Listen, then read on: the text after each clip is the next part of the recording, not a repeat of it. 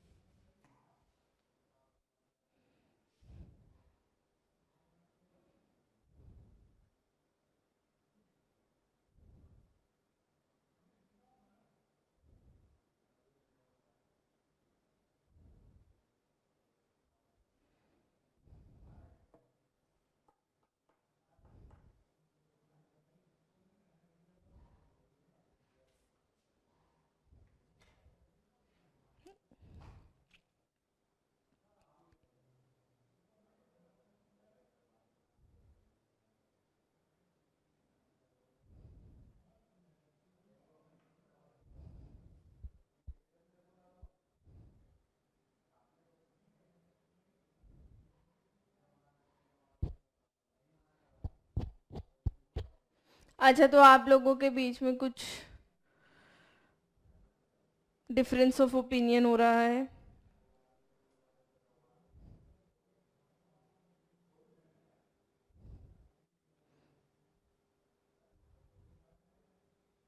निखिल, ये क्या होता है? पहले सी लिख के फिर बी लिखा है तुमने। मैम फेस क्रीम यानी moisturiser.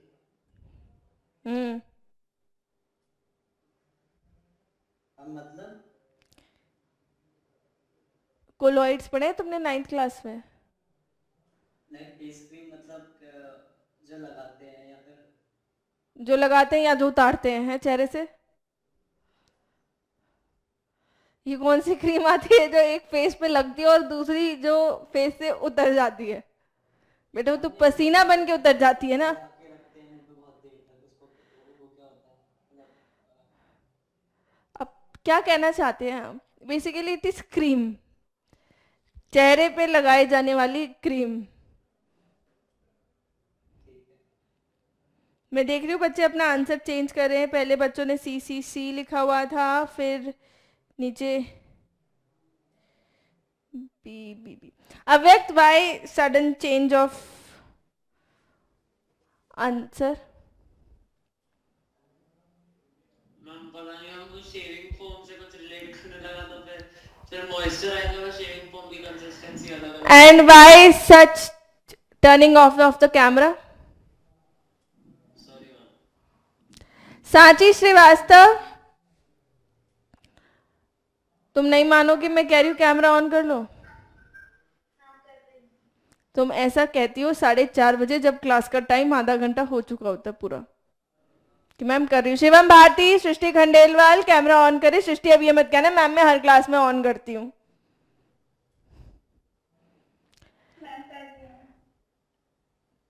Mrinal Sharma, I cannot see you. Shubham Shah, Harshit Goyal, Riddhi Rawat, तुमसे मैंने कहा था कि 4 बजे वाली क्लास में कैमरा ऑन चाहिए और तुमने कहा था हाँ, क्योंकि तुम्हारा मोबाइल चार्ज हो रहा था। नाउ इट इज चार्ज ना। फेस क्रीम जो होता है ये एक इमल्शन होता है। बी आंसर वाले करेक्ट है। आई डोंट नो आप लोगों ने क्या चीजें देखी है क्या नहीं देखी है। अगर आप उसमें स्क्रब्स को इंट्रोड्यूस कर रहे हो या आप फेस मास्क को इंक्लूड कर रहे हो, वो आपकी गलत फहमी है। The question is asking simply about the face cream. एक सेकेंड, रब जाना चाहिए, चाहिए। The answer is emulsion. Emulsion is a colloid of liquid in liquid. ठीक है, सो face cream is an example of emulsion. Next question पे चलते हैं, आराम से रीड कर लिया करो क्वेश्चन, कोई रेस नहीं लग रही है। कोई बात नहीं Mayank Soni, it is an emulsion.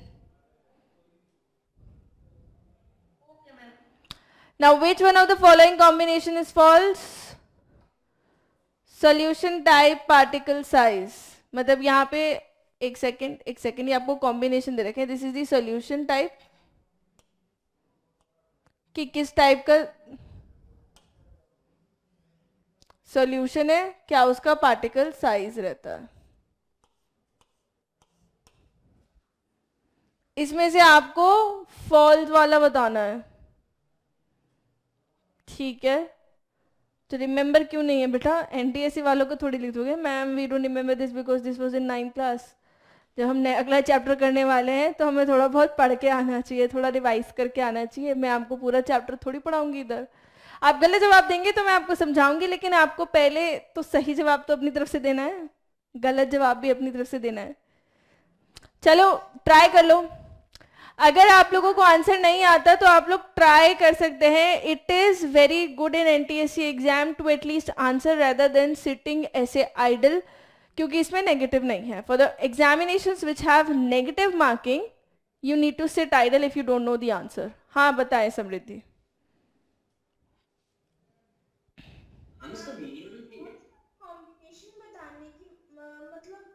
ये कॉम्बिनेशन है, मतलब ये सोल्यूशन है कोलॉइड, उसका पार्टिकल साइज इतना, ये ट्रू सोल्यूशन है उसका पार्टिकल साइज इतना, ये सस्पेंशन है पार्टिकल साइज इतना।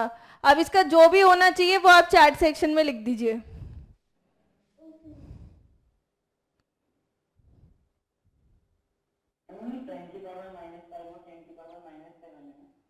यस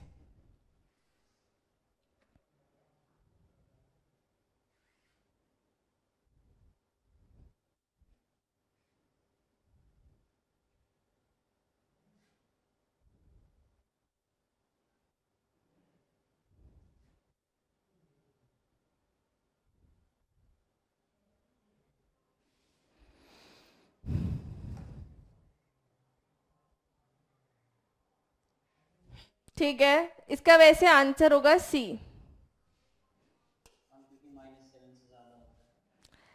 जो ट्रू सोल्यूशन होता है उसका particle size in the range of 1 nanometre करीब होता है, ठीक है, करीब करीब।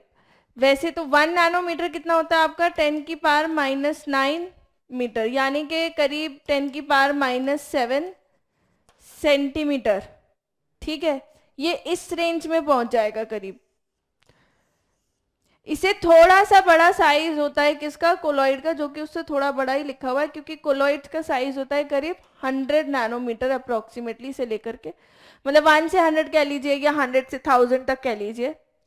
सस्पेंशन का साइज उससे भी बड़ा हुआ होता है, तो suspension can not be in the range of, पहली बात तो इतना कम साइज इसका हो ही नहीं सकता, इसका मतलब तो साफ साफ ये बैठ रहा है कि ट्रू सोल्यूशन और कोलॉइड से भी छोटा साइज है। when it is more in the 10⁻⁻, that means इसका साइज और ज्यादा छोटा है, ठीक है। So correct answer is C, it is about the particle size. Next question, the purity of a substance can be gauged by the following except. कोई substance कितना pure है ये किस प्रॉपर्टी से हमें पता नहीं लग पाता है, बहुत आसान है। वेरी गुड हर्षित, फास्टेस्ट फिंगर फर्स्ट हो गया है तुम्हारा, एकदम करेक्ट आंसर है। डी फिजिकल अपीयरेंस से आपको नहीं पता चल सकता कि वो प्योर है या इम्प्योर।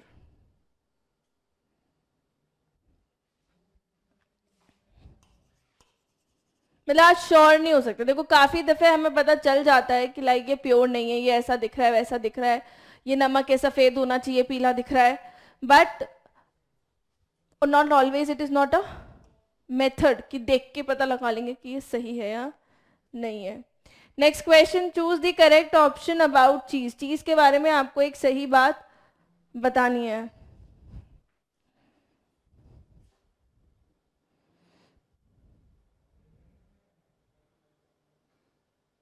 और क्लास में जितने बच्चे बैठे हुए हैं everybody should response.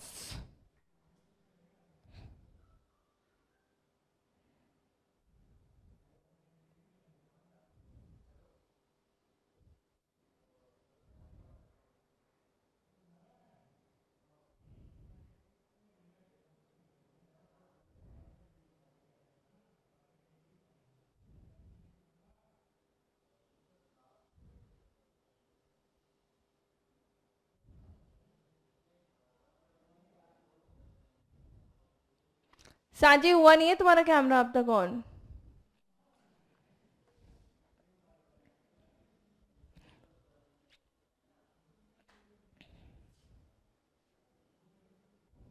Srishti Singh definition एक बार बता दोगे? क्या? जेल की डेफिनेशन एक बार बता दोगे? जेल की पूछ रहे हैं हम. जी. तो वही तो है, जेल एक ऐसा कोलॉइड है जिसके अंदर डिस्पर्स फेज लिक्विड हो और डिस्पर्सिंग मीडियम हो सॉलिड. Solid and liquid. हाँ तो आंसर डी होगा. सॉरी, डिस सॉलिड नहीं, लिक्विड नहीं, liquid in solid. Liquid in solid गलती से बोल दिया, sorry.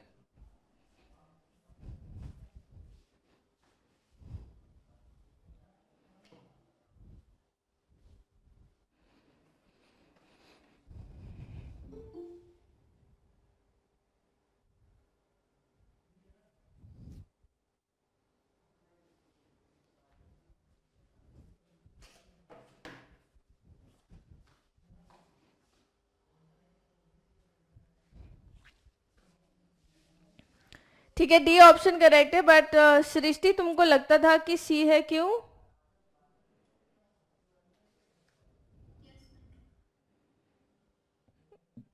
It is a gel. ठीक है. अच्छा, सिद्धांत प्रसाद आप आंसर नहीं कर रहे? ओके, अच्छा, हाँ बताएं दक्ष. अब इसमें हम डिस्पर्स फेज में सॉलिड की तरह होता है ना. डिस्पर्स्ड फेज, हाँ. Dispersed phase is like solute and dispersion medium is like solvent analog of the true solutions. ठीक है. वो जो एक टेबल है ना क्लास 9th की एनसीईआरटी में, वो हमें याद करनी है, रटनी है, जो भी आप कर सकते हैं वो आपको करना है उस टेबल के साथ में. It is a table about the colloids, colloids के dispersion phase, dispersion medium and the example relating to it is need to be learned. Next question. हाँ जी.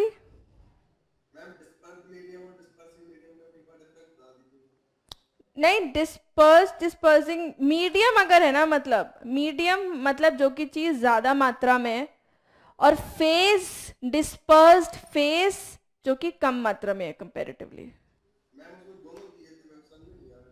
कहाँ? Dispersed phase, it is just dispersion medium.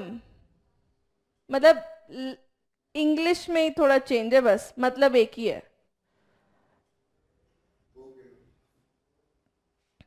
Disperse करने वाला medium, dispersing medium. Now, high melting point of a compound indicates strong intermolecular forces. Kinetic energy of the molecules is more. Speed of the molecule is more. Compound can diffuse easily. क्या बता था? High melting point से हमें क्या पता चलता है? चलो, बहुत अच्छी बात है. ए इज द आंसर. अगर किसी चीज का मेल्टिंग पॉइंट है, यानी कि it has more stronger forces of attraction between the elements which are making the compound and more stronger forces of attraction, means the melting point will be high. Now tell me, if we have two types of bonding, ionic bonding and covalent bonding, which will have the higher melting point? हाय, लिख दो उसे, लिख दो chat section. मैंने कहा ionic bonding और covalent bonding में melting point किसके कंपाउंड्स का ज्यादा होगा? मोर.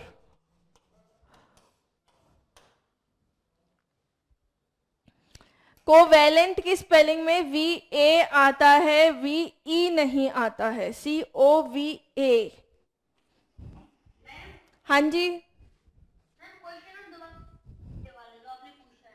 मैं क्या कह रहे हैं? ठीक है, I am asking out of या between ionic and covalent bonding which will have higher melting point generally. No problem बेटा। ठीक है, okay. some are writing covalent bonding and Srishti has written। तो सृष्टि तुमने ये सोचा है जो दुनिया बोलेगी मैं उसके ऑपोजिट चलूंगी, मैं वो भेड़ चाल को फॉलो ना करते हुए 1 in a million बनूंगी? हाँ सृष्टि? अरे नहीं, ऐसा सोचना बहुत अच्छी चीज है, ऐसा सोचना चाहिए। चलिए आप आंसर कीजिए, मैं जरा 2 मिनट में पानी लेकर के आ रही हूँ, बट मैं यहीं पे हूँ, क्लास से जाने की जरूरत नहीं है। हम ये जो हाई मेल्टिंग पॉइंट होता है हम ये स्टेट पे डिपेंड करता है मैटर का। नहीं, फोर्सेस पे।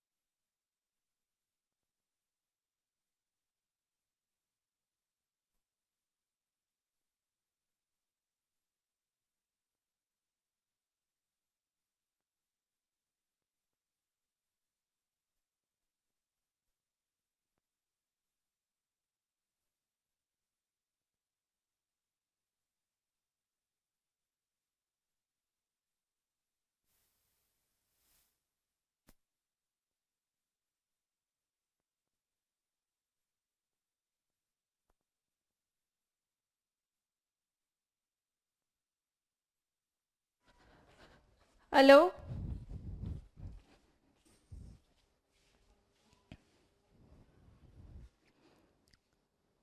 तो कर दिया? आप सब लोगों ने आंसर कर दिया? अच्छा, ठीक है। सृष्टि, हेलो सृष्टि, बेटा आपको क्यों लगता है कि आयनिक बॉन्डिंग, मतलब ये जो सारे बच्चे बोल रहे थे और आप जो एकदम दिशा से अलग चली गई, तो क्यों लगता है आयनिक बॉन्डिंग में मेल्टिंग पॉइंट हाई होगा? तो कोवेलेंट बॉन्ड्स स्टेबल नहीं होते? क्या मतलब? जैसे मतलब कि अगर अमोनिया है तो क्या वो नाइट्रोजन हाइड्रोजन में यूं ही अलग हो जाता है? स्टेबल होता है, नहीं होता है? अच्छा ये बताओ, जो पेड़ है, जो पेड़ है, पेड़ के अंदर आप जानते हो कि there is cellulose. What is it made of? Cellulose किसका बना हुआ होता है?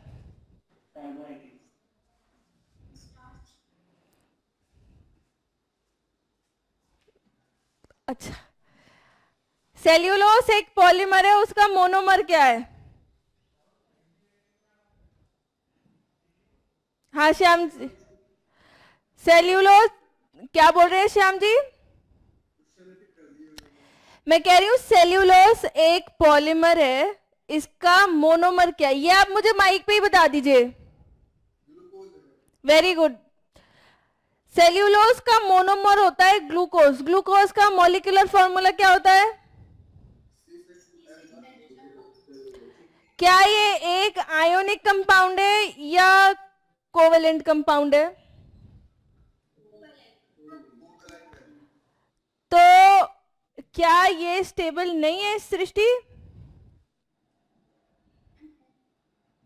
तो स्टेबिलिटी के बेसिस पे हम कह पाएंगे कि आयनिक बॉन्ड्स का मेल्टिंग पॉइंट ज्यादा होता है।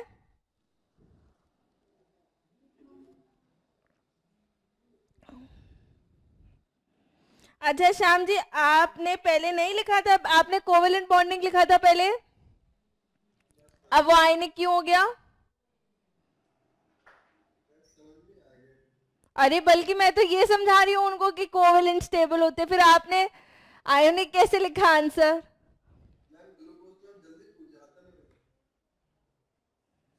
चलो वेरी गुड। हाँ ईशानवी, आपका क्या कहना है बेटा? हाँ वाई कोवेलेंट?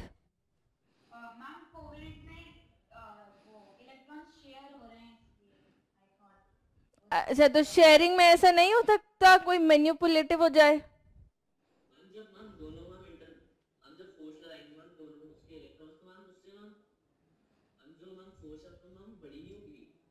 किसकी फोर्स बड़ी होगी? तुमने क्या लिखा है आंसर दक्ष? जैसे कोवेलेंट। अच्छा, कोवेलेंट बॉन्डिंग लिखने वाले पहले प्राणी आप ही हैं क्या? बताएं।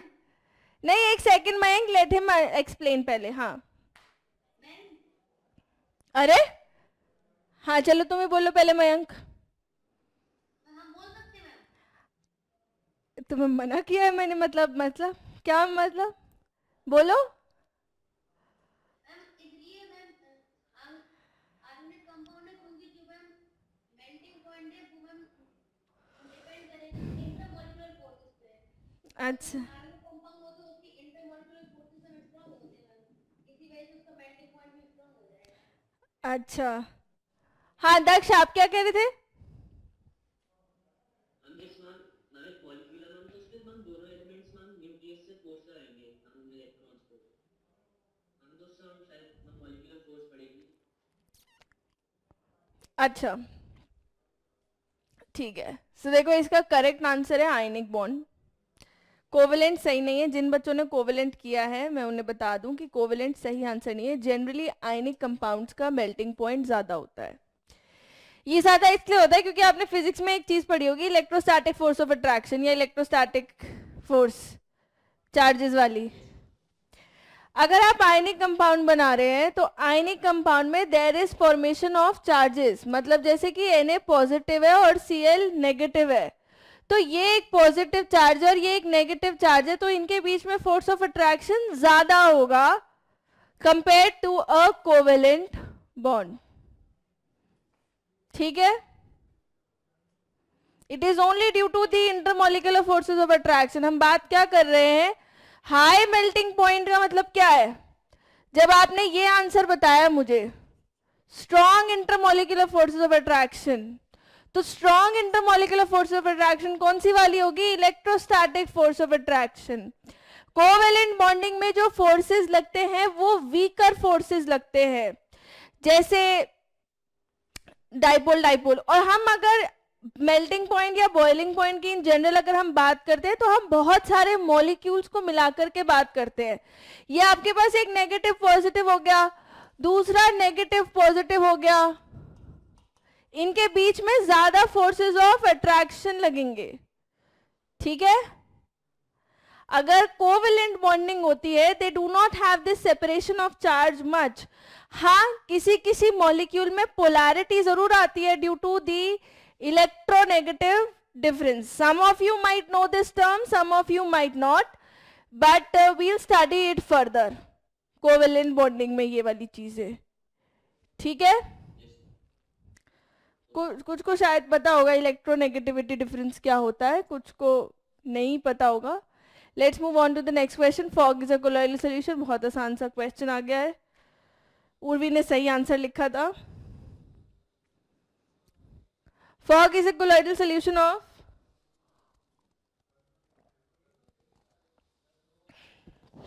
सही है, ए ऑप्शन करेक्ट है। It is liquid particles dispersed in gas.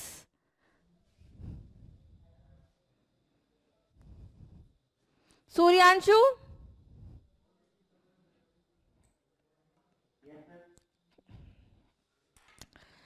ये बताएं कि कौन सी लिक्विड पार्टिकल्स कौन सी गैस के अंदर होते हैं?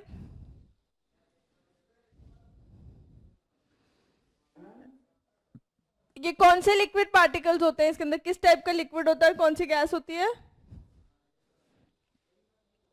बहुत आसान है।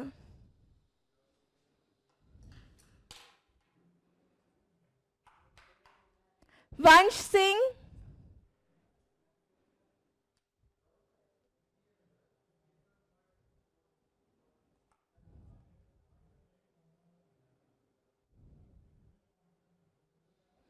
वंश सिंह।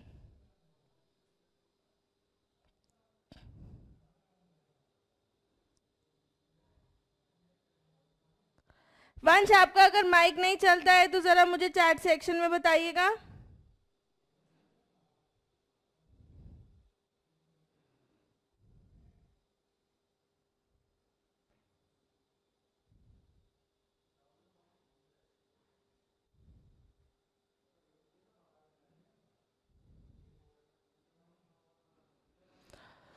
उफ। अच्छा वंश हो रहा ही क्या ना?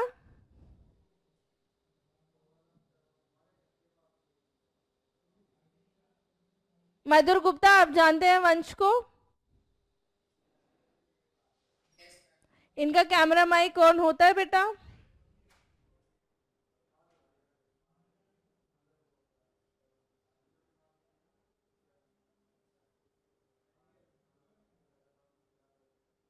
कृष्णा, क्या इनका कैमरा माइक ऑन होता है? वंश सिंह का। मैम मैंने अभी तक देखा नहीं। अखिल रत्नम, मैम नहीं देखा। कभी भी कैमरा माइक ऑन करते हुए नहीं देखा है।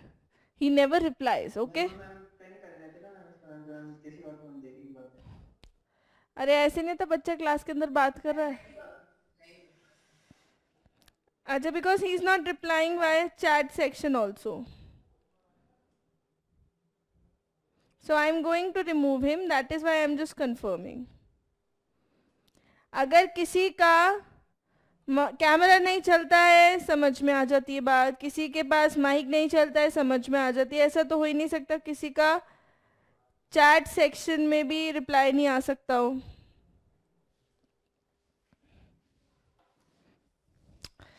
ठीक है, ये क्वेश्चन हो गया। नेक्स्ट क्वेश्चन, अच्छा मैं ये पूछ रही थी इसमें क्या लिक्विड और क्या गैस है, वो आप लोगों ने मुझे बताया नहीं, मैंने पता नहीं किससे पूछा था। हाँ, वाटर ड्रॉपलेट्स इन एयर।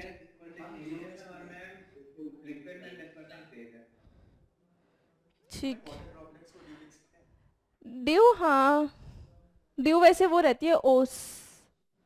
वो विंटर सीजन में तो ही होती है। So fog is a colloidal particle. B क्यों लिखा है तुमने हर्षित? वो अगले क्वेश्चन पर। ओ अच्छा। The method for separation of mixtures of common salt and ammonium chloride, you are saying अच्छा।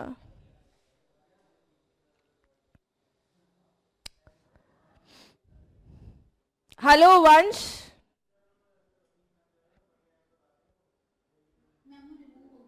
नहीं नहीं, मैंने ज्वाइन करवाया, उसने 3 बार रिक्वेस्ट भेज दी, तो ही इज मेंटली प्रेजेंट।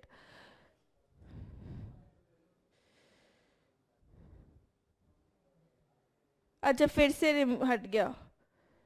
हाँ चलिए, काफी बच्चे जो कह रहे हैं सबको बी लगता है। Disha Kundu, what is fractional distillation?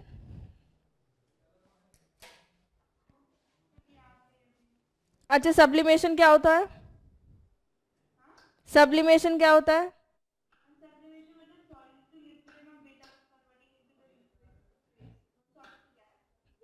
अच्छा, तो ये इस पे कैसे अप्लाई हो रही है?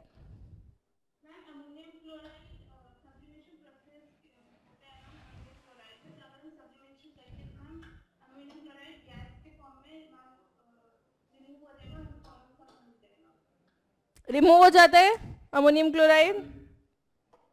अच्छा एक second, Nikhil Bhardwaj, fractional distillation क्या होता है?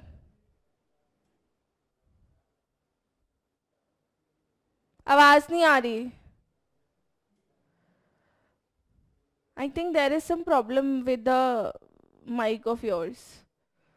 नहीं बेटा नहीं आ रही, क्योंकि पिछली क्लास में जब तुम ट्राई कर रहे थे तो नहीं आ रही थी। नो बेटा, कोई बात नहीं, आप चैट सेक्शन में लिख दो। अरे वो लेफ्ट ही करते, फिर दोबारा ज्वाइन। तने सिरोठिया,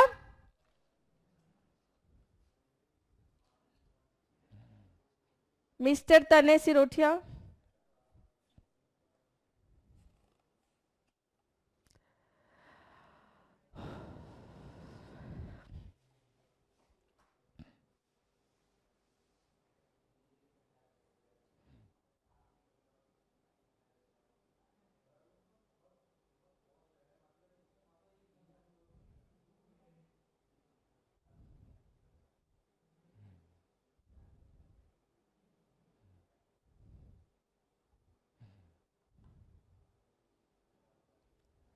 चलो ही लेफ्ट, इससे पहले कुछ अपर डिलीट करते तो। अंश गुप्ता,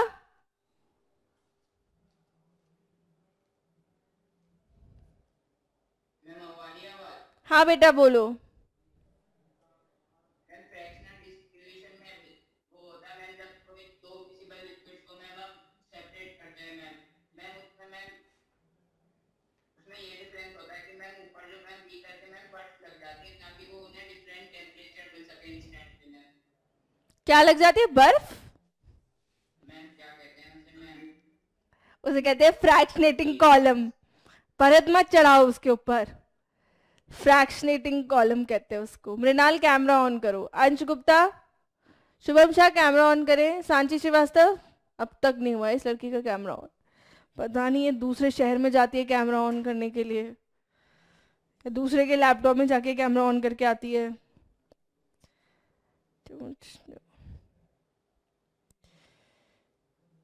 और मैं ये भी देख रही हूँ सांची, तुम रिप्लाई कम कर रही हो। नहीं तो तुम चैट सेक्शन पे रिप्लाई कम कर रही हो बेटा। आंसर्स का रिप्लाई क्यों नहीं कर रही हो? मेरी बात का रिप्लाई तो चलो बच्चे देना प्रेफर भी कम ही करते हैं, बट क्वेश्चन का तो दे दिया करें। अंश गुप्ता, चलो ही इज लेफ्ट। तने सिरोठिया, हाँ तने जी, मुझे फ्रैक्शनल डिस्टिलेशन का एक एग्जाम्पल बता दीजिए कि हम किसका फ्रैक्शनल डिस्टिलेशन जनरली बहुत ज्यादा करते हैं। एप्लीकेशन ऑफ फ्रैक्शन, हाँ बोलो। कोल,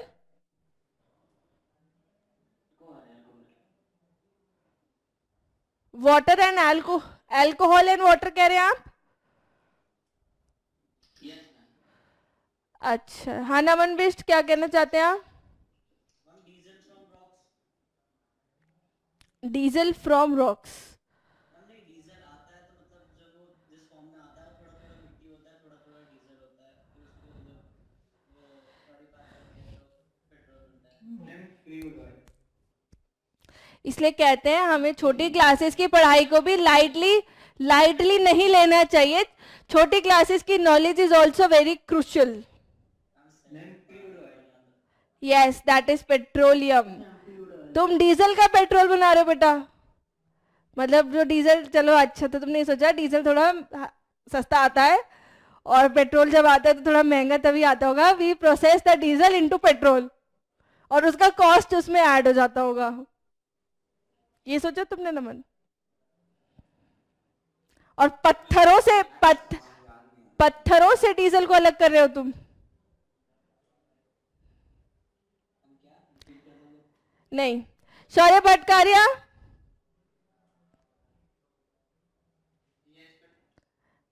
हाँ तुम बताओ, क्या हम अल्कोहल और वाटर के लिए फ्रैक्शनल डिस्टिलेशन यूज करते हैं?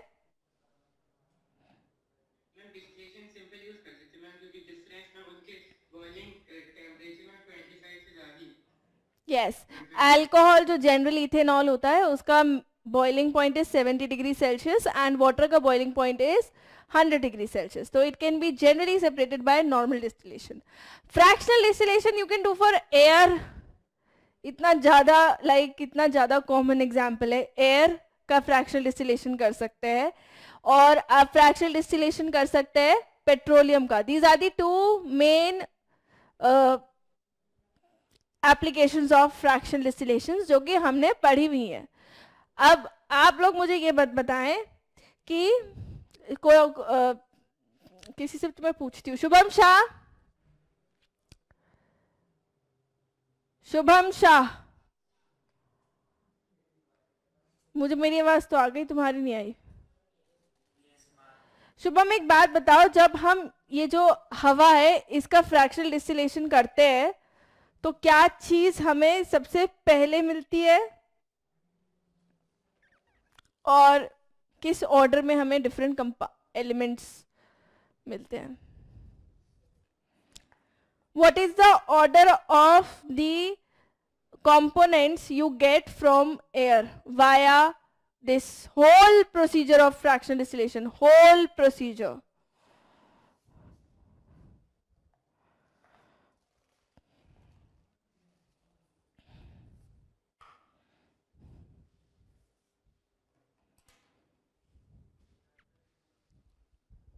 कबीर उपनेजा, आप बता सकते हैं?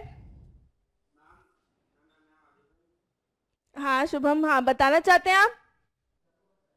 हाँ बताएं।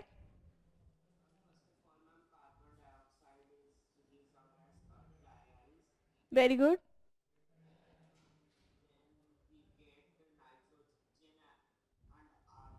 हम्म,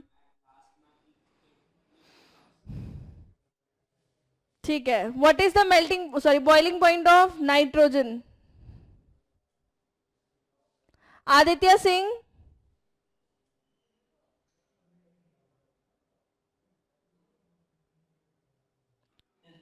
बॉइलिंग पॉइंट ऑफ नाइट्रोजन कितना होता है?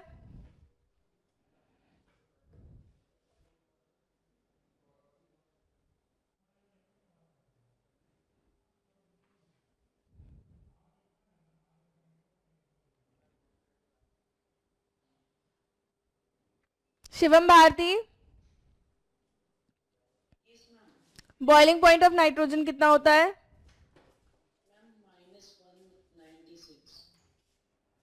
-195 होता है शायद। और कोई है? Very good. वैसे Shivam, I think it is the yes it is -193, it is -193 Shivam, but very good Shivam. और oxygen is -183, argon is -186 and nitrogen is -193। And nitrogen is use very much as a coolant, चीज़ों को ठंडा करने के लिए बहुत ज़्यादा या प्रिजर्व करने के लिए बहुत ज़्यादा इसलिए इस्तेमाल होता है। आप अगर इतना ठंडा जैसे नाइट्रोजन जहाँ पे जमी हुई है, आप उस एनवायरनमेंट में अगर किसी चीज़ को रख देंगे और आप 20 साल बाद भी यदि उसे देखेंगे तो वो वैसी की वैसी ही मिलेगी आपको, बिकॉज बहुत बहुत ज़्यादा ठंडी होने पे जो भी सारी एक्टिविटीज़ है, बैक्टीरिया का ग्रोथ है, वो सब लाइक रुक जाता है।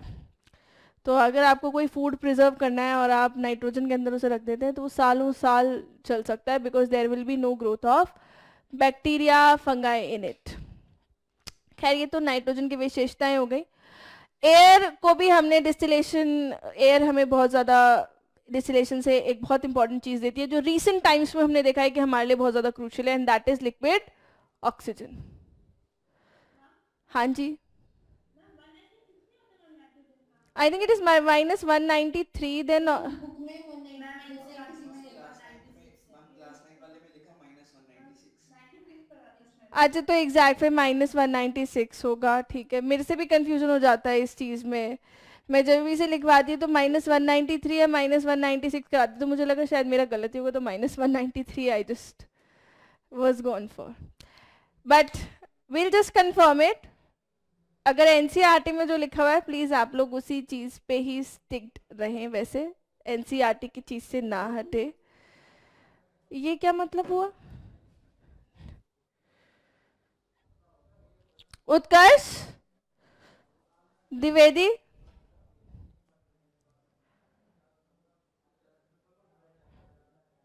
उत्कर्ष द्विवेदी,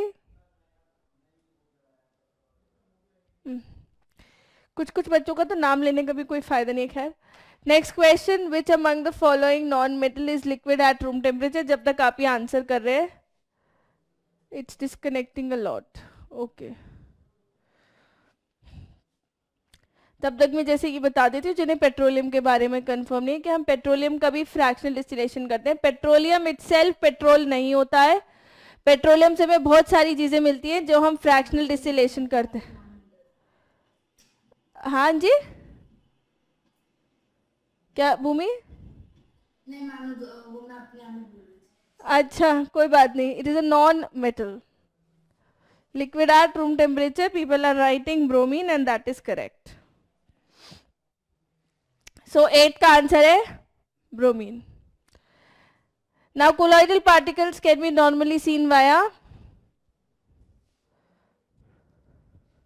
colloidal particles को हम किससे देख सकते हैं?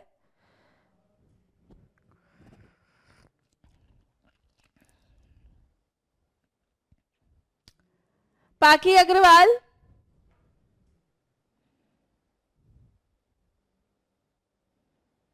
पाखी अग्रवाल, यस मैम, कोई आंसर कम दे रही हैं आप? यस मैम, मैंने चैट बॉक्स में आंसर किया था, अभी मेरी एकदम से क्लास लेफ्ट हो गई थी। अच्छा, क्योंकि मेरे को ना, एक सेकेंड, नहीं दिख रहे कम। मैम एक कॉल आ गया था इसलिए अभी एकदम से क्लास लेफ्ट हो गई थी। अच्छा अच्छा अच्छा, बाकी मुझे ये बताओ, टेलीस्कोप का क्या काम होता है? क्या मैम? टेलीस्कोप का क्या काम होता है? मैम जो बहुत छोटी चीजें होती हैं उनको जूम करके देखने के लिए मैम टेलीस्कोप यूज होता है। एप्लीकेशन तो ये सब भी छोटी चीजों को ही करने के लिए होती है। कोलॉइड पार्टिकल क्यों नहीं देख लेते हम इनसे? मैम जो माइक्रो ऑर्गेनिज्म होते हैं उनको स्टार्स में जो माइक्रो ऑर्गेनिज्म होते हैं स्टार्स पे? क्या बोला तुमने? बाकी तुमने ये कहा है क्या जो स्टार्स पे माइक्रो ऑर्गेनिजम्स होते हैं उनको देखने के लिए, या हो सकता है कभी कभी मेरे कान ज्यादा बच जाते हैं। हाँ, क्या बोला तुमने? मैम मैंने बोला था माइक्रो ऑर्गेनिजम्स को देखने के लिए लैब में यूज होते हैं टेलीस्कोप। ओ बेटा, अच्छा। सृष्टि, आप बताना चाह रही हैं?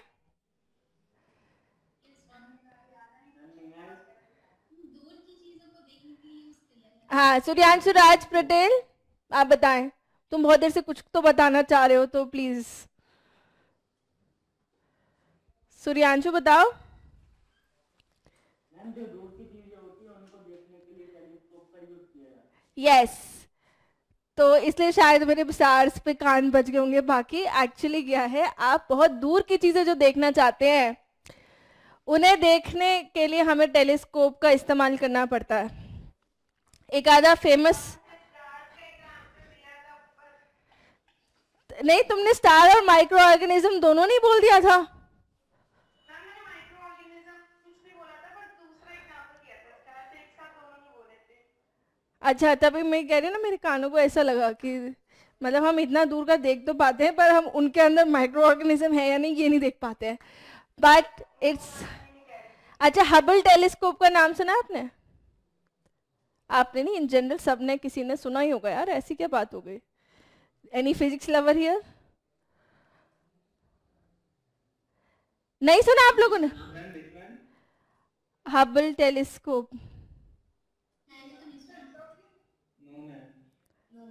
ये तुम लोगों ने ऐसा कर दिया, एक बार मैं भी देखूंगी कि मैं सही चीज बोल रही हूँ कि नहीं बोल रही हूँ, बिकॉज मुझे लगता है ये तो लाइक बहुत कॉमन चीज है।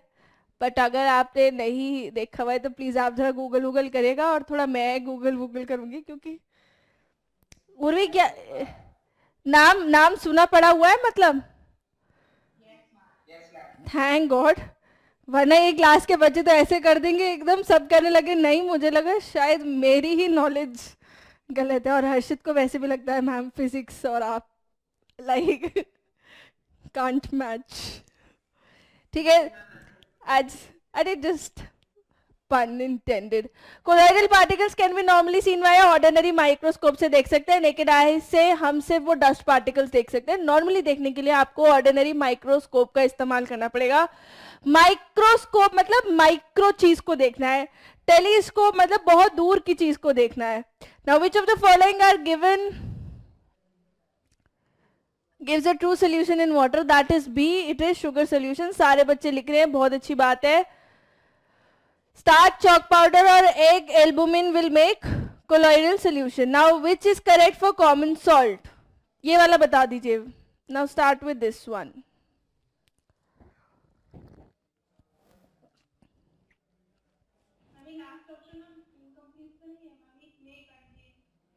Aditya Singh, it would be better if you answer in the chat section a little. Please be responsive in the class. अच्छा आए इनकम्प्लीट. इट में कंटेन हम बहुत एम भी है हाँ शायद डी ऑप्शन होगा. Both A and B. Ma'am last वाला ऑप्शन क्या है मैम? इट में कंटेन ये होना चाहिए था शायद. मुझे लगता both of A and B. सही ऑप्शन तो it may be both. It may be both A and B. I think it may be both A and B. में कंटेन गलत लिखा हुआ है. आई विल चेक ऐसा क्यों आया इसके अंदर. ठीक है. Next question. ब्रास इज और आप जो भी बताएं. मान लीजिए आप ब्रास बता रहे हैं कि कंपाउंड है तो बता दीजिएगा किस चीज का कंपाउंड है. अगर आप बता रहे हैं मिक्सचर है तो किस चीज का मिक्सचर है. अगर आप बता रहे हैं एलिमेंट है तो किस चीज का एलिमेंट है. अगर आप बता रहे हैं अलॉय है तो किस चीज का अलॉय है. और इसमें भी मोर देन वन करेक्ट है.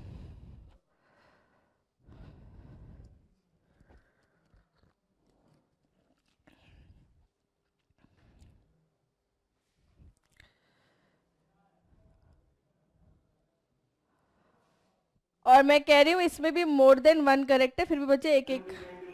हाँ. Alloys are mixture. Can somebody explain why alloys are mixture? हम जो प्रॉपर्टीज पर टॉप करते हैं उनके मतलब हम जो उनके कंस्टिट्यूएंट्स होते हैं ठीक है. प्रॉपर्टीज शो करते हैं. हाँ सिद्धांत आप कुछ कहना चाहते हैं. यही कहना चाहते थे. Yes ma'am same. And there is no definite composition. Like जैसे H2O है इसके अंदर एक डेफिनेट कॉम्पोजिशन है कि आपके पास 2 हाइड्रोजन के एटम्स है और 1 ऑक्सीजन का एटम है. बट alloys में the percentage may vary and it is an alloy of copper and zinc. क्या उसका आंसर बी और डी दोनों ही है. वैसे हम ब्राउनियन मोशन क्या होता था? इट इज जैसे zigzagish टाइम मोशन. मतलब नॉट स्ट्रेट लाइन. नॉट ऐसी सीधा नहीं चल रहे हैं. इधर टकरा रहे हैं उधर टकरा रहे हैं. Randomness in motion. क्वेश्चन होना चाहिए which of the following is false for colloidal solution. Yes, ma'am. Yes, फिर नाम बी आंसर होगा. मैम बी हो जाएगा मैम.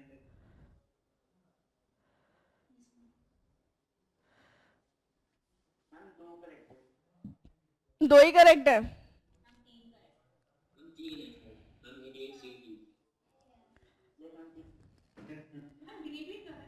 मैम ब्राउनियन को आप समझा दोगे? देखो एक सेकंड मैं बता देती हूँ. इसके आंसर तो 3 करेक्ट है.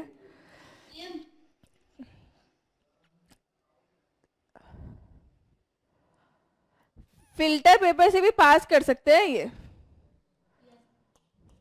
सारे ही करेक्ट है. खैर क्या देखो एक सेकेंड. ये जो इस तरीके का लाइक zigzagish मोशन होता है ना due to the randomness. This is basically Brownian motion. zigzag मतलब एक साइड में नहीं जा रहे. और ऐसा कोलॉइडल सोल्यूशन में क्यों होता है? बिकॉज कोलॉइडल सोल्यूशंस आर क्या होते हैं? Colloidal solution charged. बेटा स्टेबल तो होते हैं कोलॉइडल सोल्यूशन. यानी कि ये सेटल नहीं करेंगे. They will not settle down. अगर कोई सिस्टम है हमारे पास, मान लीजिए मिल्क है या चीज है, ऐसा नहीं होगा कि अलग अलग कंपोनेंट में अपने आप ही अलग अलग हो जा रहे हैं. So these are basically stable systems. But इनके अंदर जो पार्टिकल्स का मूवमेंट है वो जिगजैग होता है, यानी कि ऐसे सिंपल नॉर्मल मूवमेंट नहीं होता, ये ऐसे जिगजैग मोशन इसलिए दिखाते हैं because these are charged particles. ठीक है, colloidal solutions are charged solutions, either they are negative salts और पॉजिटिव सॉल्ट। सॉल्ट कहते हैं हम कोलॉइडल सॉल्यूशन को। कोलॉइड्स की फिल्ट्रेशन थोड़ी ना होती। क्यों? मिल के अगर उसका फिल्टर हो जाएगा, ब्लड है तो उसका फिल्टर हो जाएगा। अगर जैसे सॉलिड टाइप का है तो नहीं होगा, जैसे चीज है, फेस क्रीम है, नहीं होगा, बट अगर लिक्विडिश टाइप का है तो हो जाएगा ना। मैंने प्रॉपर्टीज में पढ़ा था कोलॉइड में। क्या क्या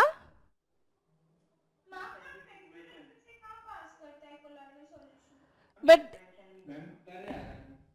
if it is a jet, चल तुम ही दो लोग बोल लो फिर। मैं कह रही हूं अगर वो लिक्विड सॉल है so it might pass, if it is a solid sol then not. मतलब इफ द डिस्पर्जन मीडियम की बात करें, अगर हम लिक्विड है तो it will, if it is solid then it will not. हम एक को नाम ये लेकिन हम नहीं होते। तो वो इन जनरल फिर सारे वाले मिलाए होंगे, but they may pass from the filter paper. You take milk, you know it is a colloidal solution.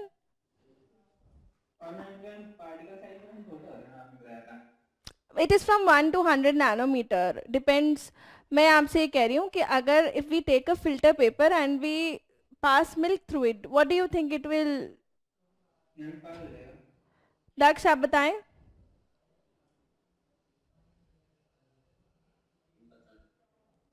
Okay, do try it. You try it, I'll try it, okay?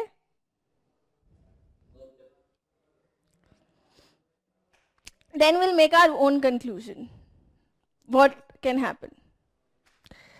Now column 1 and column 2 are given like this. आपको इनके separation techniques बताने हैं, किसका क्या होगा। और जो मैं दूसरी वाली बात बता रही थी आपको, एक सेकंड, मैं बता रही थी वैसे चार्ज्ड के बारे में। ध्यान है आप लोगों को कोलॉइडल सॉल्यूशन चार्ज्ड होते हैं? हाँ अखिल, याद है आपको कोलॉइडल सॉल्यूशंस चार्ज्ड होते हैं?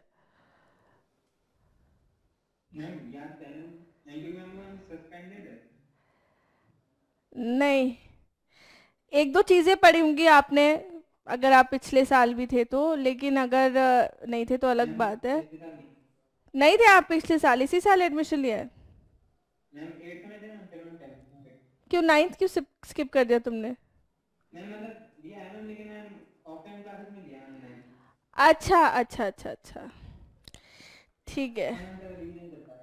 तो जो ये मेरे पिछले साल के होनहार बच्चे हैं, मैं इनसे ज़रा ये पूछना चाहती हूँ, what is coagulation and electrophoresis.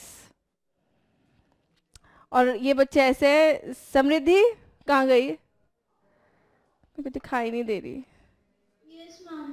अरे समृद्धि, तुम्हें याद है एक बार मैंने कोएगुलेशन पढ़ाया था और फिर तुमने उसके बाद में बोला था नहीं मैम आपने नहीं पढ़ाया, फिर तुमने कॉपी में देखा था हाँ मैम आपने पढ़ाया है।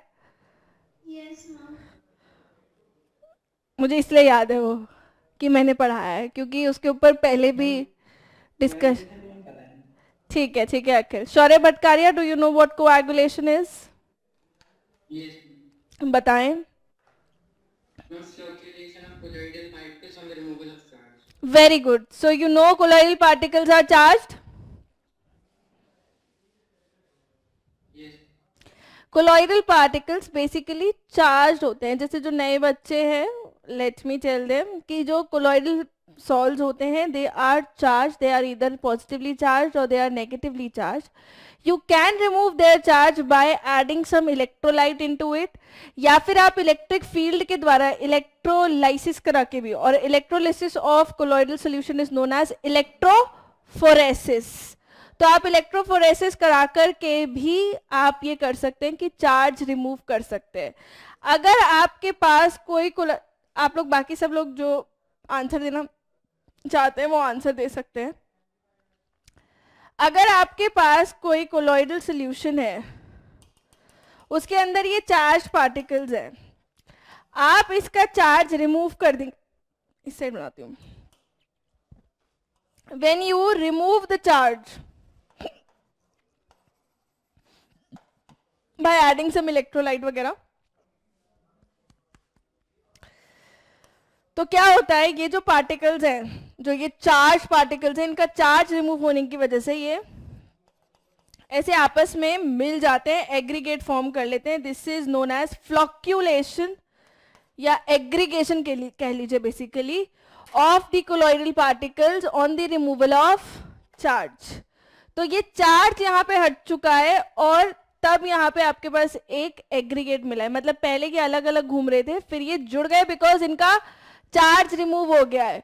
पहले ये इसलिए घूम रहे थे क्योंकि ये अगर सेम चार्ज कैरी करें so they have repulsive forces between them. Is it clear?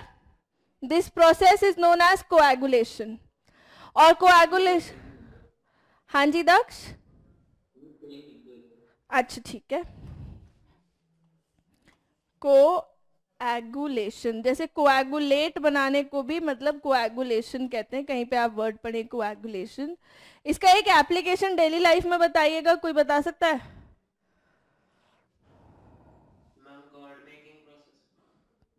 नहीं, कर्ड कर्ड कर्ड मेकिंग, मतलब कर्ड मेकिंग,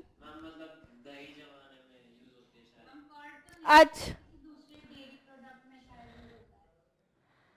नहीं, curd can be the answer. मतलब एक साथ इकट्ठा हो जाता है ना, पानी अलग हो जाता है उसमें और एक साथ एग्रीगेट हो जाता है। नहीं, अच्छा तुम बहुत स्पीड से करती हो क्या दही जमाने का प्रोसीजर? वो दूध में से मक्खन निकालने वाला प्रोसीजर कह रही हो तुम? That is skimming of milk. He is saying fermentation of curd, मतलब मिल्क, मतलब जैसे जो कर्ड बन जाती है वो होता है ना थोड़ा सा हाइट, हल्का सा 35-40 डिग्री सेल्सियस में, बिकॉज मैंने नया नया सीख लिया है कुछ दिनों पहले हाउ टू डू इट। तो 35-40, this is just telling you the daily agendas कि हम क्या सीख जाते हैं हर क्लास में नया। तो दही जमाने का प्रोसेस है, करीब 35-40 डिग्री सेल्सियस पे दूध को थोड़ा सा गर्म करिए और उसमें इतू सा जामुन लगा दीजिए, डिपेंडिंग अपॉन आप कितना सारा दूध जमा रहे, और स्टर करके फिर रख दीजिए। वो वाला प्रोसीजर कह रहा है समृद्धि, वो समझ गई?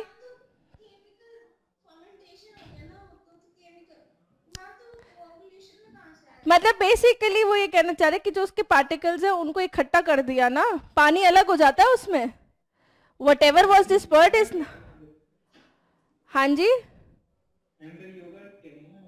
हाँ, बट यस, ब्लड का कोएगुलेशन होता है जब हमें चोट, क्या? हाँ, जब वुंड्स ठीक करने के लिए आपके पास ब्लड की क्लॉटिंग हो जाती है, जैसे ब्लड जम जाता है ना, जब एक होता है ब्लड क्लॉट जैसे बॉडी के अंदर होता है तो वो हार्मफुल होता है, लेकिन क्लॉटिंग हो जाती है जैसे ब्लड में कहीं कहीं पे खून गाढ़ा हो जाता है, वो डिफरेंट चीज़ है। ब्लड जैसे आपका कहीं पे चोट लगती है और उसके ऊपर एक सरफेस बन जाती है, that is the coagulation, because blood is your, I think it is negatively charged soil and whatever you apply to it is positively charged soil.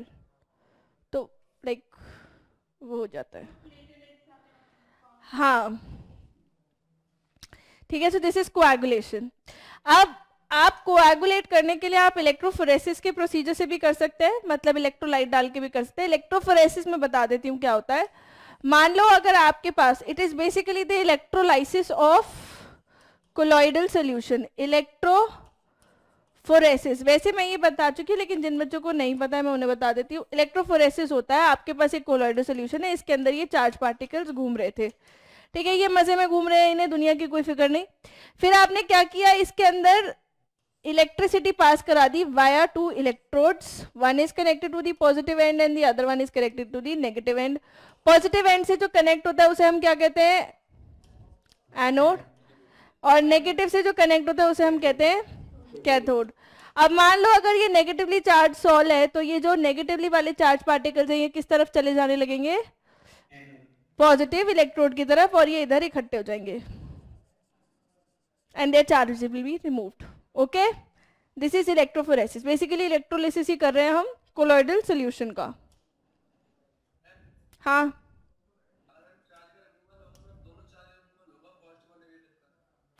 अगर सॉल नेगेटिव है तो फिर मतलब it has only one type of particle. Previous question का answer दिखा दोगे? NEET का नहीं। नहीं, उसका तो मैंने कहा ना, इसको लेकर के हमारा थोड़ा सा एजेंडा है। They can pass through the filter paper, बाकी सारी चीजें तो परमानेंटली ट्रू है। मैम जी क्वेश्चन गलत है। क्वेश्चन तो वैसे भी गलत है, व्हाट आर ट्रू में। हाँ, which of the following is लिखा है, अगर आर लिखा होता तो फिर हम मोर देन वन कर लेते। इस क्वेश्चन का क्या आपने आंसर दिया?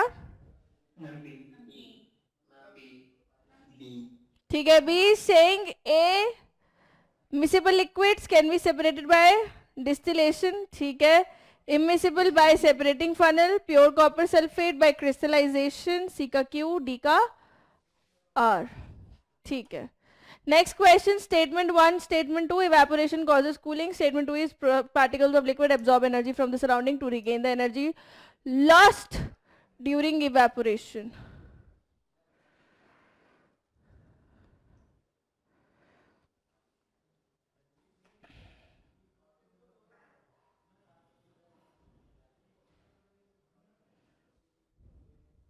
ये वैसे फर्स्ट चैप्टर से है ना क्वेश्चन? हाँ,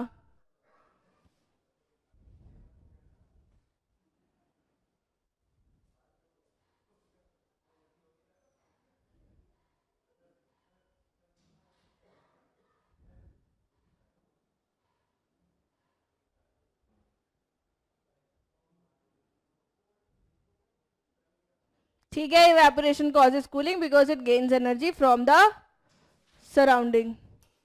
Next question, ए ऑप्शन था उसका। सर एक सेकंड, इसमें ले आइए, साफ है।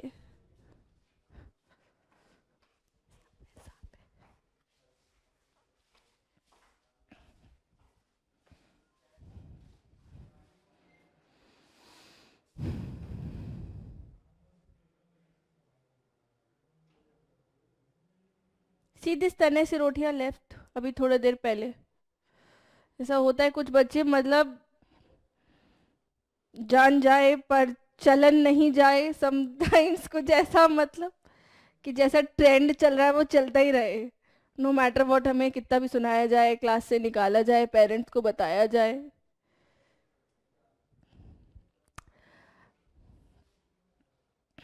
चलो भाई, ये तो बहुत आसान है। उर्वी, आंसर क्या है इसका?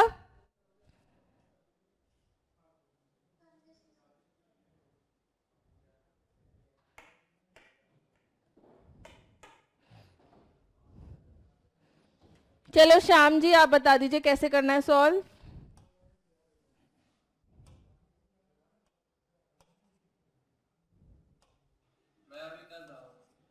नहीं, आपने आंसर नहीं लिख दिया? अच्छा, पहले वो क्वेश्चन का लिखा होगा।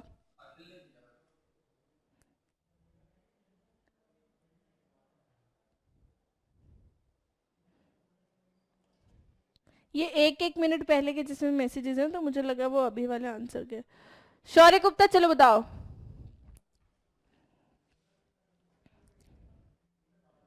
बोलते जाओ, मैं लिखती जाऊंगी।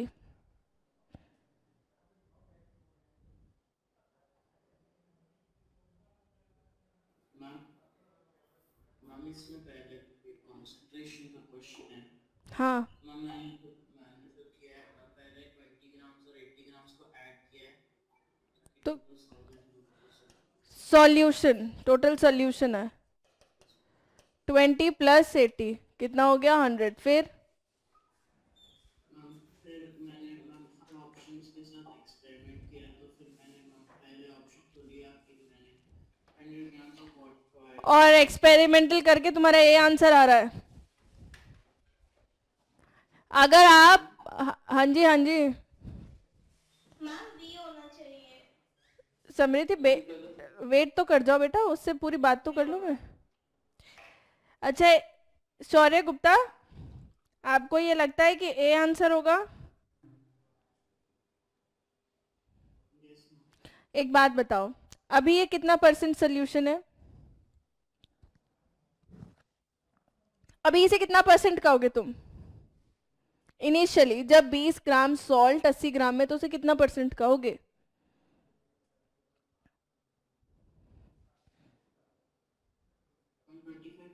अरे बेटा, तो तुम गलत चीज कर रहे हो। चलो 25 भी मैं मान लूं, वैसे तो ये गलत है, बट 25 भी यदि अगर मैं मान लूं, तो तुम मुझे एक बात बताओ, हमें 25% से यदि 60% पे जाना है, तो हमें सॉल्ट बढ़ाना चाहिए वाटर? अगर हमें कंसंट्रेशन इंक्रीज करनी है, तो हमें सोल्यूट बढ़ाना चाहिए या सॉल्वेंट?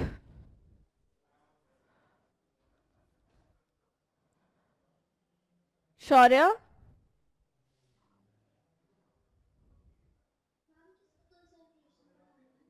बेटा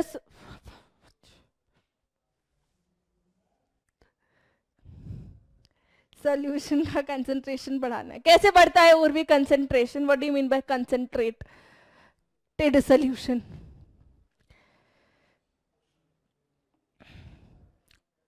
अच्छा श्याम जी का एक अपना अलग ऑप्शन है। अच्छा शौर्य गुप्ता, तुम्हारी स्क्रीन फ्रीज हो गई है।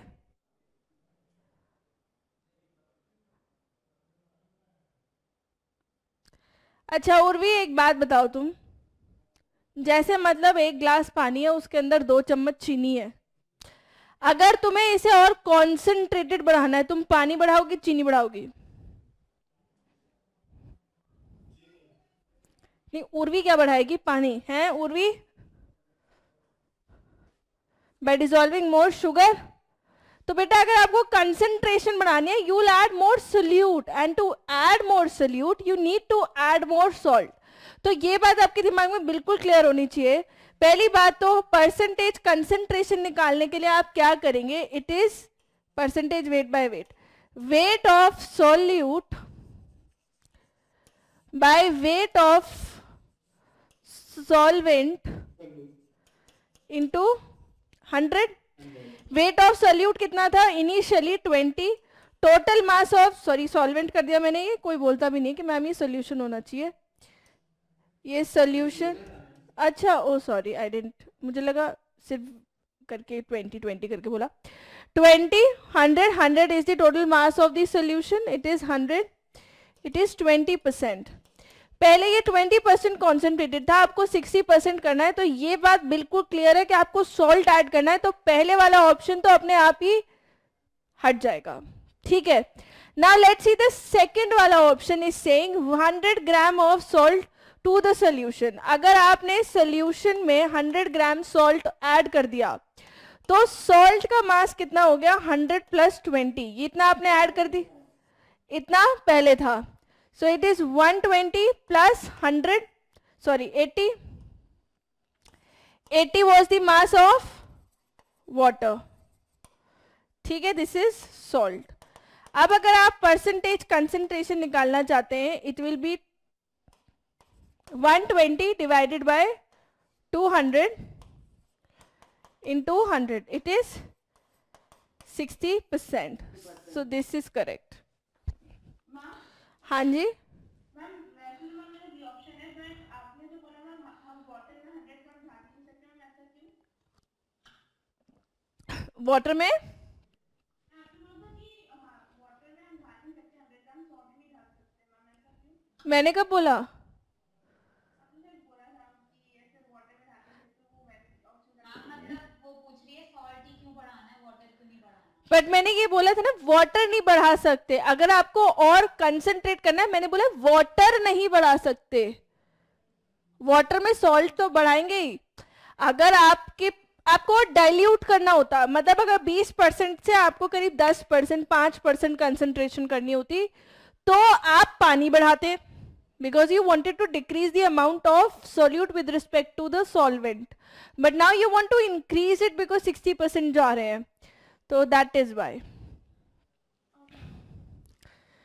ठीक है, next question. A mixture of iodine and sodium iodide can be separated by.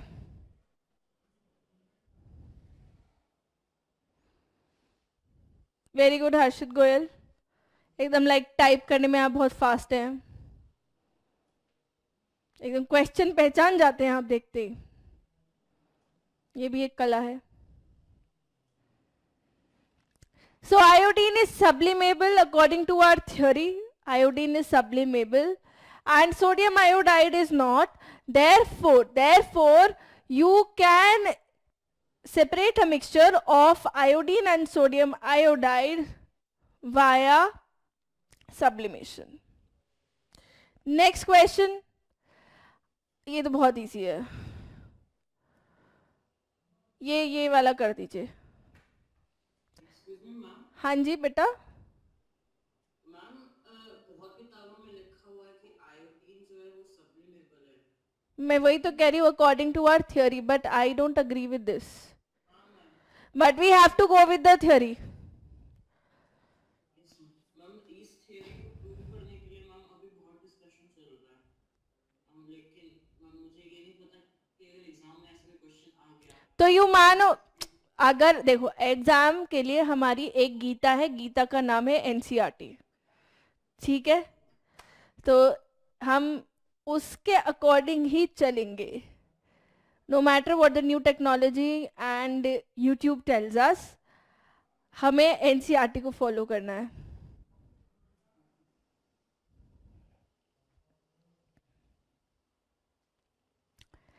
It is correct. Saturated solution वो होता है जिसमें उतना ही अमाउंट का सोल्यूट डिजॉल्व हो जितना डिजॉल्व हो सकता है at that particular temperature, and that type of solution can be converted into unsaturated via increasing solvent quantity. हाँ जी सिद्धांत बताइए. मैम इसका भी नाम बोल सकते हैं कि ma'am both A and B. एक सेकेंड. ऑलवेज बाय इंक्रीजिंग, ये ऑलवेज, एक सेकेंड. वो ऑलवेज आ गया इसलिए. हाँ, मैं कह रही हूँ ये ऑलवेज वाला जो वर्ड है ना, this is incorrect. Okay ma'am. क्योंकि कुछ ऐसे भी कंपाउंड्स होते हैं जिनके ऊपर टेम्परेचर का या तो इफेक्ट नहीं पड़ता या फिर रिवर्स इफेक्ट पड़ता है. ठीक है, so A option is correct. Next question is, there is no question. Okay, देखो अगर हम जनरली टेम्परेचर इंक्रीज करते हैं, वो भी इसमें ऑलवेज वाला वर्ड नहीं लिखा हुआ है, जनरली जब आप टेम्परेचर इंक्रीज करते हैं तो सॉल्युबिलिटी इंक्रीज हो जाती है. इसका मतलब आप और सल्यूट उसके अंदर डिसॉल्व कर सकते हैं. ठीक है, जनरली तो generally when you increase the temperature you can add more salt into it. तो अगर कोई सैचुरेटेड सोल्यूशन x टेम्परेचर पे है तो x प्लस वाई टेम्परेचर पे उसमें और सॉल्ट आ सकता है, तो तब वो जो x पे आपने बनाया था अब वो x प्लस वाई पे अनसैचुरेटेड कहलाएगा. Generally, not always. बट अगर आपने सॉल्वेंट इंक्रीज किया है तो obviously you can add more amount of solute in it. Okay, और सिंस इट इज डन तो आज की क्लास हम यहीं तक रखते हैं. नेक्स्ट क्लास में हम मोल कॉन्सेप्ट के क्वेश्चंस करेंगे. चैप्टर 3 थोड़ा पढ़ करके आइएगा तो आपके लिए बेनिफिशियल हो सकता है और मेरे लिए बेनिफिशियल हो सकता है. थोड़ा मेरा काम कम हो जाएगा, बट आलसी तो मैं हुई नहीं, मैं सारा पढ़ा दूंगी आपको, कोई टेंशन की बात नहीं है अगर आप पढ़ के नहीं भी आए. But please do respond. और देखो मैंने जैसे कहा था कि एंड तक आते आते 10 बच्चे करीब गायब हो ही जाते हैं, तो उन्हें शुरू में ही निकालने की हमारी थोड़ी सी कोशिश रहती है. बट हाँ जी सिद्धांत. मैम अनसैचुरेटेड को सैचुरेटेड बनाना है तो मैम उसके लिए इन चारों में से कौन सा ऑप्शन है? अनसैचुरेटेड को सैचुरेटेड बनाना है तो आप ठंडा कर दो या सॉल्यूट इस, अच्छा इसमें देखना है तो सॉल्यूट इंक्रीज कर दो. इन चारों में से तो सॉल्यूट बढ़ा दो. मैम सी वाला. ओके. हाँ ठीक है, ठंडा करके भी कर सकते हैं. हाँ Shyam ji.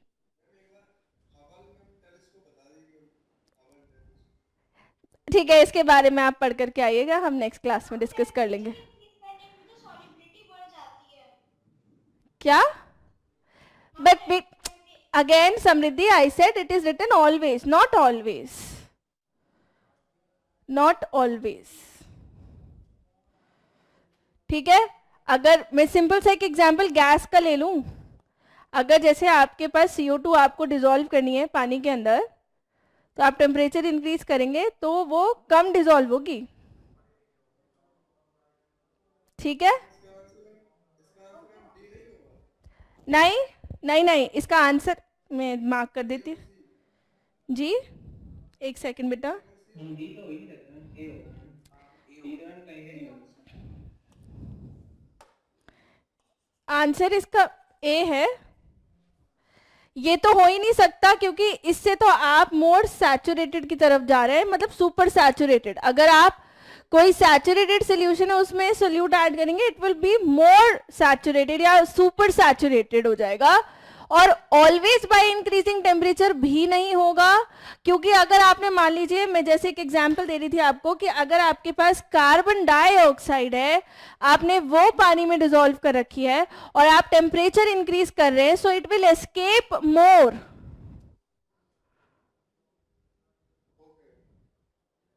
Ma'am super saturated ma'am कह रहा है मैम, जब हम पहले से अनसैचुरेटेड और मैम मतलब टेम्परेचर भी नहीं बढ़ाया, क्या नहीं होगा ना same.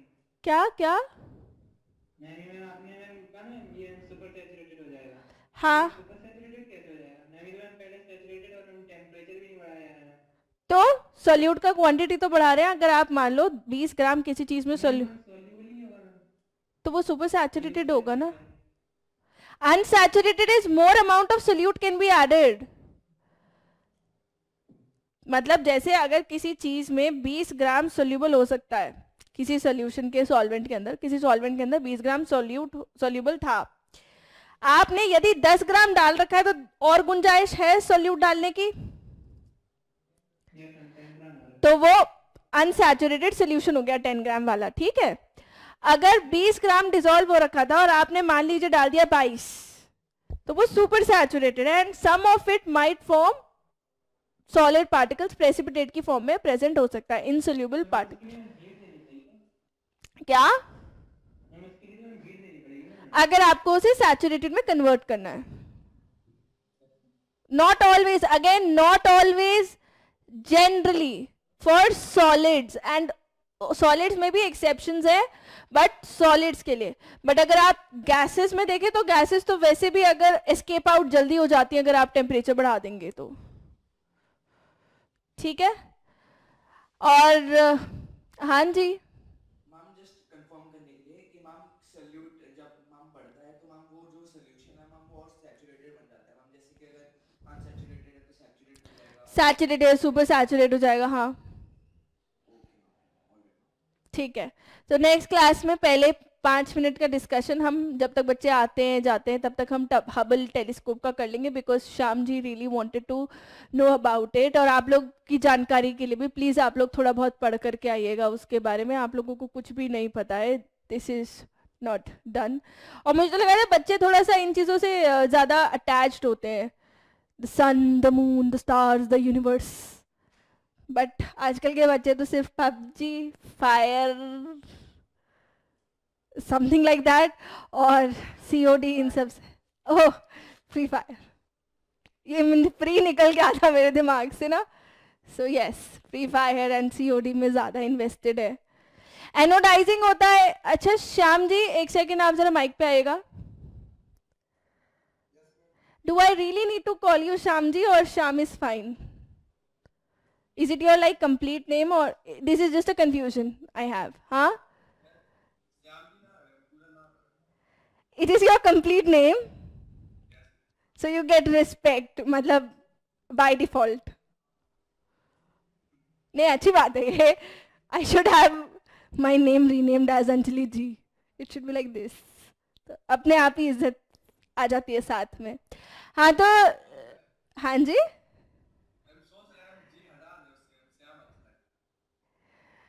It's more formal when we say Shyam ji, it's more formal. हाँ ऐसे नहीं लगता लाइक किसी बच्चे से बात कर रहे हैं. It feels like I am talking to one of my colleague कि अच्छा श्याम जी आप ये काम कर दीजिए, थोड़ा सा प्रिंट निकाल करके दे दीजिएगा.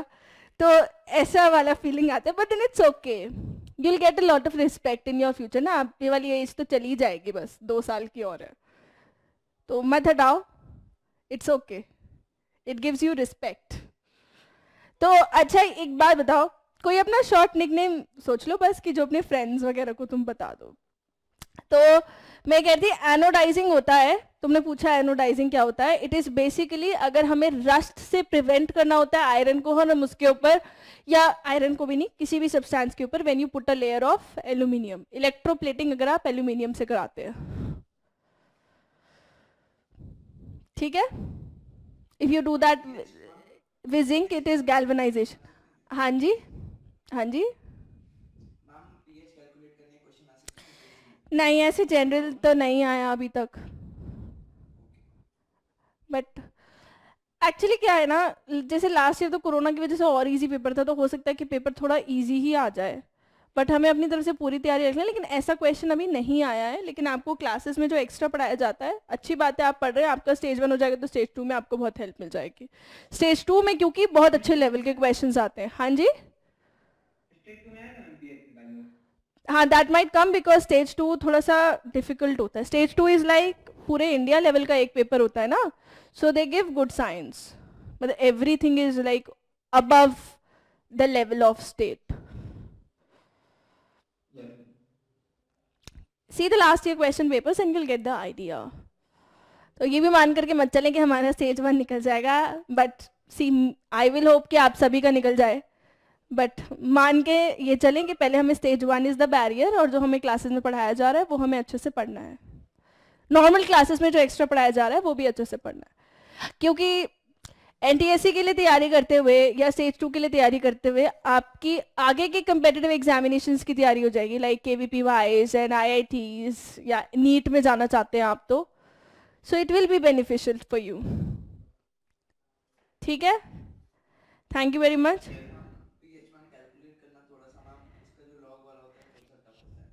कोई बात नहीं, 4-5 क्वेश्चन प्रैक्टिस करके. अब तो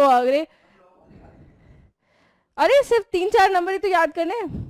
चलो कोई बात नहीं, मैं तुम्हें एक प्रैक्टिस शीट दूंगी जिसमें 10-15 क्वेश्चंस होंगे, सो दैट यू विल जब ऐसे करते करते करते करते याद हो जाएगा. ठीक है,